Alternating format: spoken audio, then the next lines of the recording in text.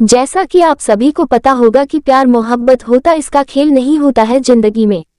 और जो लोग मोहब्बत करते हैं और मोहब्बत से बिछड़ जाते हैं उनका दर्द इस जहान से काफी ज्यादा बड़ा होता है।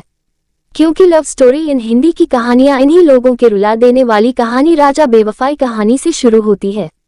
राज और पूजा एक साथ पढ़ाई करते थे। वह दोनों एक अच्छे दोस्त थे। राज मध्यम वर्ग परिवार से था लेकिन पूजा एक बहुत ज्यादा अमीर घर की लड़की थी। दोनों साथ में पढ़ाई करते थे और साथ में कॉलेज पढ़ने के लिए जाया करते थे। दोनों के घर एक ही गांव में थे, इसी कारण थे दोनों कॉलेज के बाहर भी खेलने के लिए जाया करते थे। ऐसे में राज और पूजा दोनों में काफी ज्यादा गहरी दोस्ती हो गई थी। दोनों में काफी ज्यादा मित्रता होने के कारण दोनों एक अच्छे दोस्त बन गई थी। लेकिन दोनों में आपसी में कभी प्यार की बातें नहीं हुआ करती थी, मतलब कि कभी दोनों एक दूसरे को ज़ाहिर नहीं किया था कि वह एक दूसरे को प्यार करते हैं।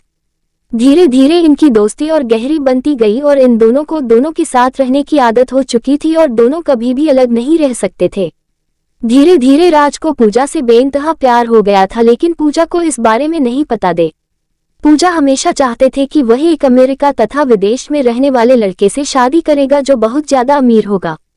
लेकिन राज एक मध्यम वर्ग परिवार से था, इसी कारण से पूजा की ध्यान राज पर नहीं गया। पूजा हमेशा से ही चाहते थे कि हमें अमेरिका में रहने वाले लड़के जो बहुत ज्यादा कमाते हैं मैं उन्हीं से शादी करूंगी और उनके साथ पूरी जिंदगी भर खुश रहूंगी। धीरे धीरे समय बीतता गया। पूजा की शादी की उम्र हो चुकी थी। उनके माता पिता जी हम लड़के ढूंढने की तैयारी कर रहे थे। जैसे ही एक दिन पूजा राज कहता है कि मेरे पिताजी तथा माताजी मेरे लिए लड़का ढूंढने का प्रयास कर रहा है, तो उसके बाद राज के पैरों तले जमीन निकल गई, क्योंकि राज भी पूजा से बेइंतहा प्यार करता था।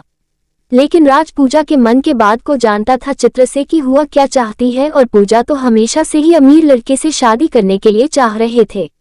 ऐसे में अगर राज अभी तो पूजा से शादी नहीं हो सकती थी, इस कारण से हुआ चुप ही रहा और जो हो रहा है उसे होने दिया।